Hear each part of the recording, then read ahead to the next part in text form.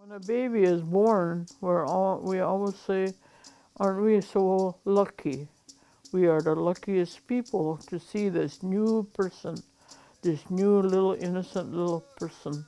We've been waiting for so long for you, and now you've arrived here safely, and hopefully that you will walk this path that we are going to teach you, and pick that up of all our traditions and how to live and everything. So it starts right from there, even with your garden, the trees.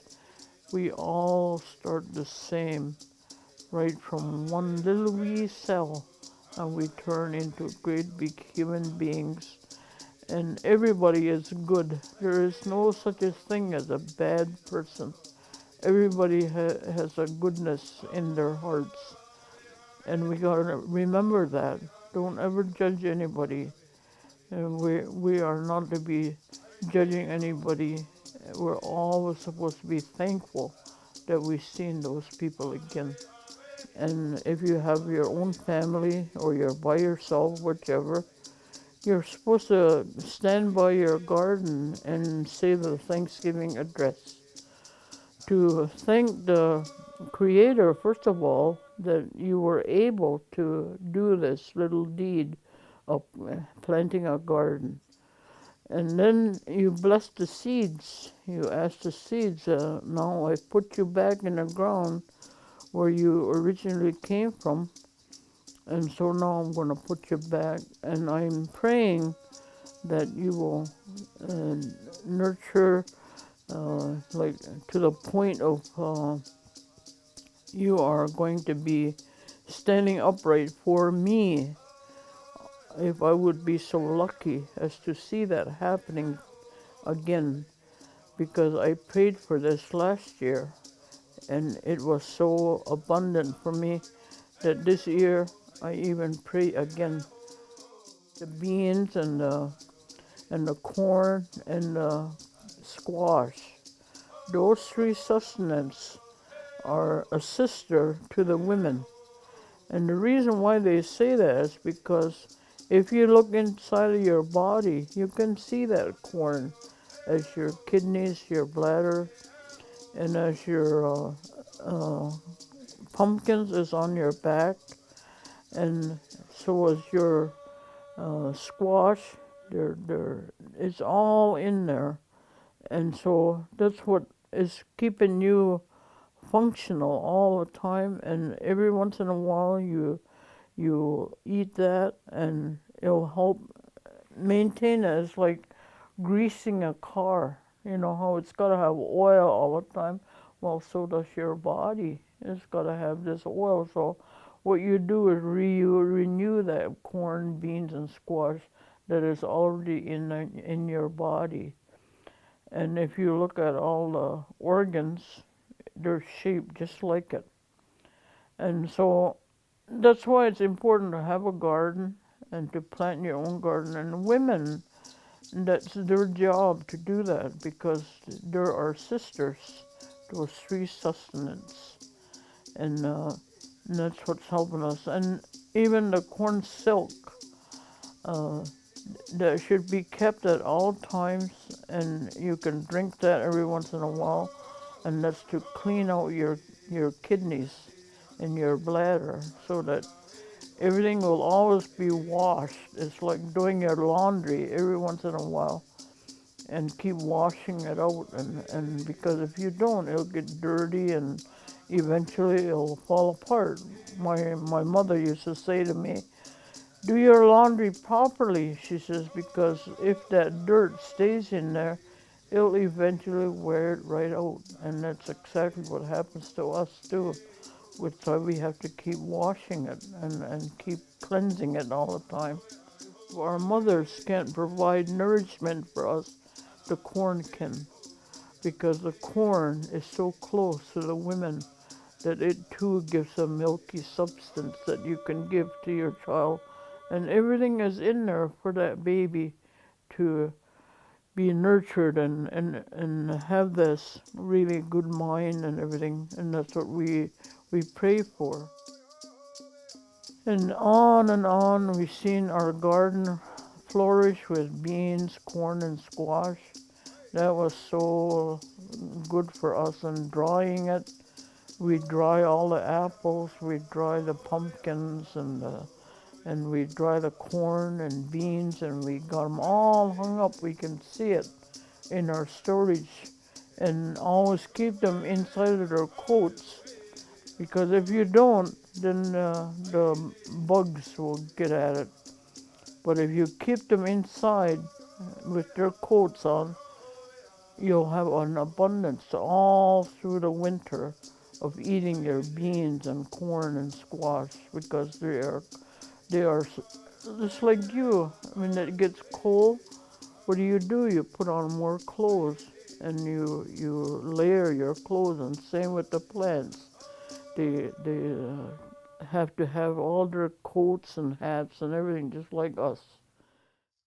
Mother Earth is really something, because if you really look and really hard at it, it gives you everything. All you have to do is go there, and it might be a little bit of labor to you, but the rewards are so much greater than 3 times, maybe 4 times more than what you thought was so hard for you. So try it. Don't never ever think that, oh, what I'm doing is nothing. It's a big thing. And you start giving them responsibility when they're really little, like as soon as they can walk. And if it's just a wet diaper, and you know how we use throwaways now, we just roll it up and give it to that baby. Garbage azadi, and then they'll look at you wondering, what are you saying? Garbage azadi, you keep doing that more. You just don't do it once, you do it all the time, and eventually that baby will know, oh, you throw it in here, eh? Okay. But he can't say that, he can't talk yet. And so, and then when he does that, you'll say, yay, oh, sixadio, oh, you're such a nice person, and give him a hug. And so after that, it's like easy every time now. And they're the most cleanest little children, because they know that responsibility already. And from there, they know rewards. And my grandfather used to tell me, always dwell on the good, never the bad. He says they just made a mistake. He says they don't want to be bad. They just never thought of it yet. They will in time if you don't dwell on it. He says dwell on the good. If they did something really great, mention it all the time. Remember that day? Oh, you just made me feel so good in here. And always do that, he said, because eventually they'll say, hey, being good is better than being bad. When you grow up, always be stingy of your body, because that's just on loan to you from that real good earth over there. The Creator, when he was looking and he found this and he smelled it, oh, it was so clean. It just felt good. He thought, that's where my people are going to be from. It's from this dirt. And so he molded the part of a man first. And the man, he stood him up and he said, this is yours. All of this is yours. Everything is here. And so as time went on, eventually he watched him, but he walked around like he was lonely. He seemed like he did just so much, but he needed more. He needed something else. But the Creator thought, I wonder what would make him happy. He needs something to look forward to, something to work toward. And so he thought, well, I'll make a woman then. So he went back to that earth and made a woman, and he stood. And at the beginning, the man just looked at the woman. He was wondering, I wonder what she does. I wonder what she's like. I wonder what she can do, like and everything. He studied her and everything. And finally one day the mind come together. They start thinking alike. He liked candy and she liked candy. She liked to drink tea, he liked to drink. Oh, yeah, so we got things in common here. Okay, what would you like? Well, I'd like to have my own house. Me too. Do you want any children? Yeah, I'd like to have maybe 3 or 4.